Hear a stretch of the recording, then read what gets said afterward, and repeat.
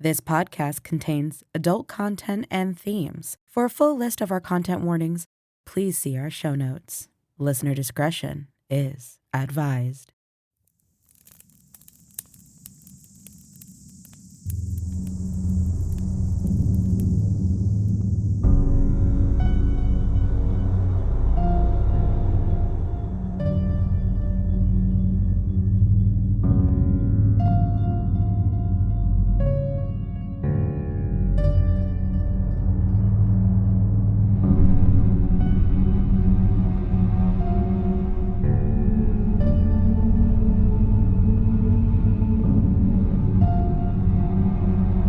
Welcome, my dear travelers, to the Morbid Forest.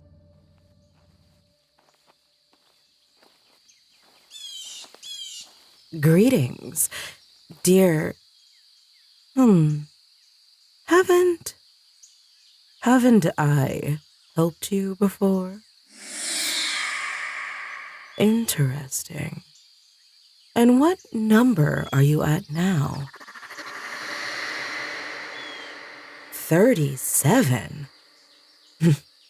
It must be quite unpleasant, since you can't stop dying. It started on my 23rd birthday.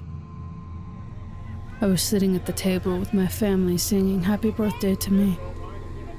I was looking at everyone's smiling faces, singing along with them because just sitting there always feels so awkward. I was smiling back at all of them. We were all so happy. And then I saw their faces change. Fast. I watched as all of those smiling, happy faces quickly turned into panic-filled ones full of fear and dread as I felt a large hand place itself on the back of my head. I should mention that my cake was a large, 3-tiered cake that my grandma had made. Her classic yellow cake with chocolate frosting. Everyone's favorite. To help stabilize the layers, my grandma put little wooden dowel rods in the cake. Everyone in my family knew about those little wooden dowel rods and knew not to do anything stupid. Well, everyone except my uncle. No one expected him to show up, so they didn't bother telling him about them. Everything would have been fine if he just hadn't done what he did. Confused and unaware of what was mere milliseconds away from happening, I felt the large hand shove my head down into the cake. My ears were filled with the screams of my family as I felt those little wooden dowel rods puncture my eyes, nose, and throat. While the rest of my family understood the horror of what was happening, it took my uncle a little bit longer to notice the blood that was trailing off the side of the cake. Maybe I would have been okay if he hadn't continued to smash my face into the cake before realizing something was wrong. Maybe. I heard my grandpa yelling as he tried to pull my uncle away from me, but it was too late. There was no saving me. I just hoped that my family didn't have to see those little wooden dowel rods sticking out of my face. As I sat there, hunched over, unable to stop death from taking me, my life flashed before my now ruptured, skewered, and bleeding eyes. I thought about every moment leading up to that birthday, and how I wished I could just keep living. I wished that what was happening wasn't happening, that I could start that day over and tell my uncle not to do the stupid thing that would end up killing his oldest niece. I prayed for another chance at life, at that day, at that minute. I wished so desperately for that moment to have never happened. And when I woke up the next morning, I found out it didn't. According to the video, my uncle showed up, yes, but he didn't shove my face into the cake. He just stood behind me singing happy birthday like everyone else. According to the video, I did not die at my 23rd birthday party, but I know I did. I felt it. I felt death claw at my being as much as I felt those little wooden dowel rods pierce my throat and nasal cavity. It couldn't have been a dream. I know it wasn't. Even now, I remember what it felt like when the wood pierced my eyes. I remember the squelching sounds as my eyeballs were punctured, as my esophagus was stabbed, gushing blood as it poured out of me. I remember hearing the crunch of my skull as the wood forced its way up my nose and into my head. I remember every agonizing moment of that death.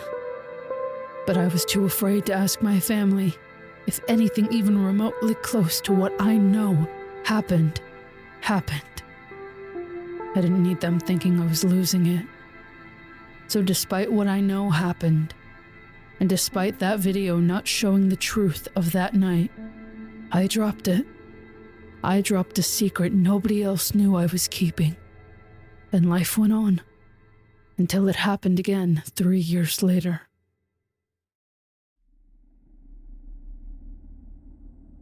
That time, I feel like I could have stopped it.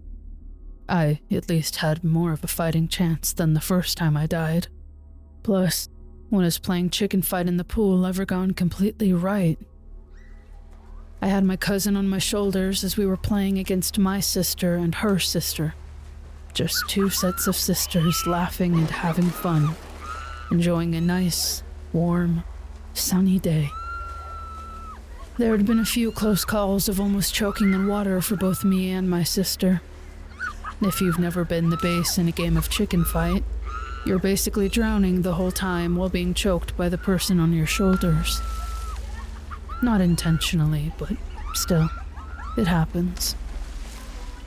We were all having a good time until I felt my cousin start to slip. She knew that she was supposed to let go of me if she started to slip off too much. We had played chicken fight so many times before, and she knew what to do. That happy medium between fighting to continue playing the game and trying to win, and being too far gone and just taking the loss by falling off. She knew, and still, on that day, she held on. She held on when I told her she was choking me. She held on when I told her I couldn't breathe. And she held on as I tried to get to a more shallow part of the pool so I could stop inhaling water. Maybe it was my fault for moving. Maybe it was hers for holding on so tight. Maybe it was inevitable, and neither of us were to blame. All that matters is that when I went to get out of the pool, she slipped off, jerking my head around violently as she fell. I think I hit the ground shortly after she hit the water. Or at least, I assume I did. Maybe my body fell back into the pool with her. Maybe it fell forward and I landed on the concrete, making no move to break my fall, because I couldn't. I was dead before my cousin hit the water. Unlike the first time, my neck being snapped was a much faster death. That time, there was no video to prove what had happened, but there were pictures. Pictures of us playing in the pool with family members that weren't there yet. Pictures of us smiling together after the sun had already set, even though I knew I died in the sunlight. Pictures of moments that couldn't have happened, supposedly taken after a moment I remember that never did. I had to let that one go too. I didn't know what was happening, but 3 years had passed between my first death and my second, and no one else seemed to notice but me. It's so hard trying to pretend like you haven't died before. My sixth death was the first one that I truly saw coming, but couldn't do anything to stop. I was 32, and I went on a singles cruise with some friends of mine. A week of margaritas, men, and soaking up the gorgeous sun in Malibu. It was day 4 of the cruise when I was approached by a man I wasn't interested in. He had previously tried getting to know me a little more, but I declined his offers. For days, I tried staying away from that man. But when you're on a boat, there's nowhere to go. It's always so hard when they don't take no for an answer. On that 4th day, the man found me when I was alone and kept getting closer to me. I felt cornered and scared, and I didn't know what else to do, so I put my hands up defensively to try and keep him away from me. That upset him, and he shoved me. Hard. So hard, I fell backwards over the railing I was leaning up against, and I fell off the boat. It wasn't the impact as I hit the water that killed me. It wasn't even the fear of realizing that I was paralyzed from the waist down. No. Death came slower than all of that. Death got me when I desperately tried to stay above the surface of the water using only my arms. I'm not sure who could have fought the current of the water that was rushing underneath the boat as it passed me by. I'm not sure how long I would have lasted out there even with the use of my legs. Drowning is a slow, terrifying, peaceful thing. First, you try holding your breath. Once you can't hold it anymore, your body goes into fight or flight mode. The problem with being submerged underwater is that there's nothing to fight and there's nowhere to run. Water rules its own territory, and once you're too far under, there's no coming back to the surface. Your body instinctively tries to breathe, and you open your mouth. Water gets in. Your epiglottis, the part of your body that prevents liquid from going down your esophagus, reflexively closes, and then attempting to breathe isn't even an option. You go from desperately trying to stay above the water, to panicking once you're under it, to choking once it's inside of you, and then peace. I didn't realize there was a peace to drowning. Once your lungs stop burning and your body doesn't have the oxygen to fight anymore, there's a calmness to what comes next, like you're drifting off to sleep.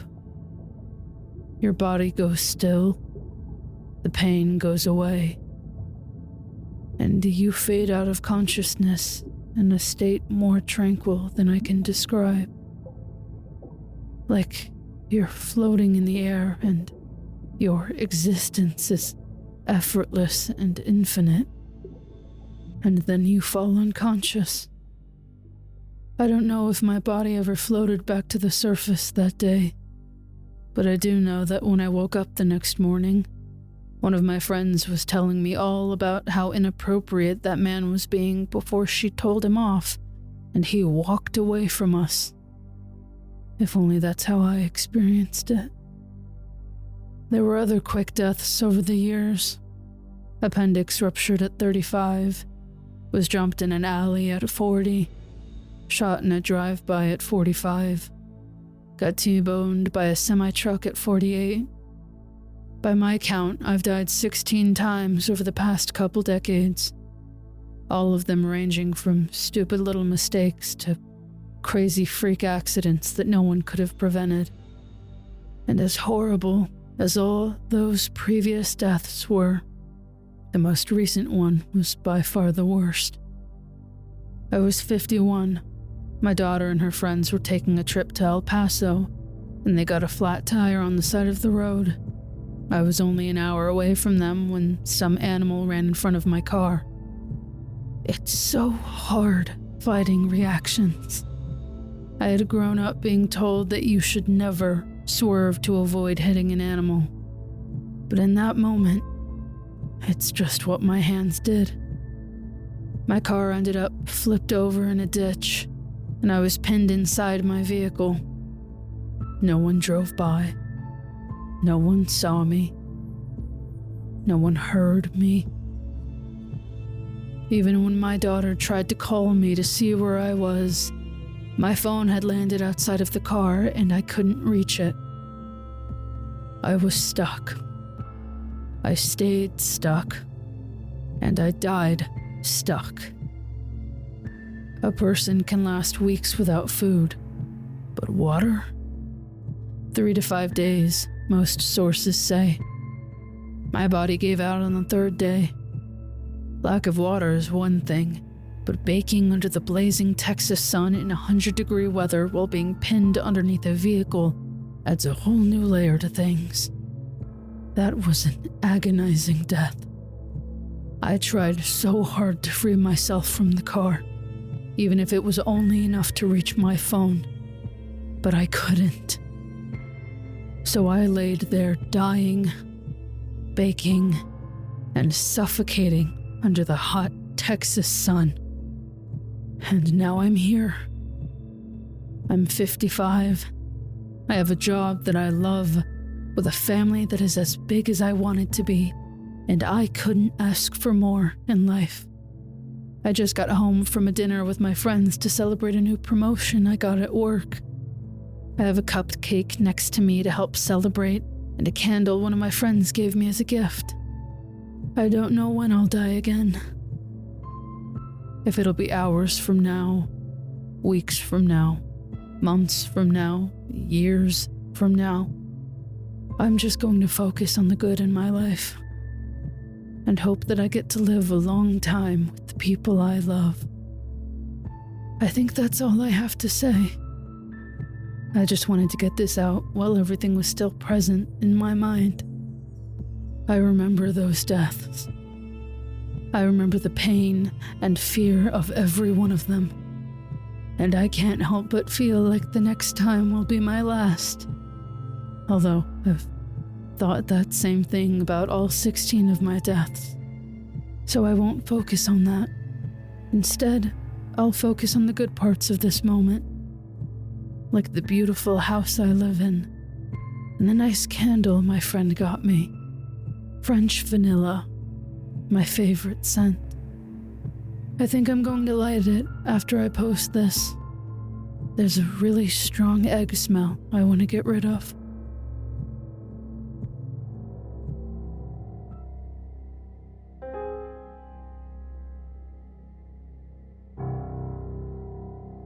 This has been a Morbid Forest production, and on this week's episode you heard I Can't Stop Dying, written by Maddie Girouard, with narration also by Maddie Girouard.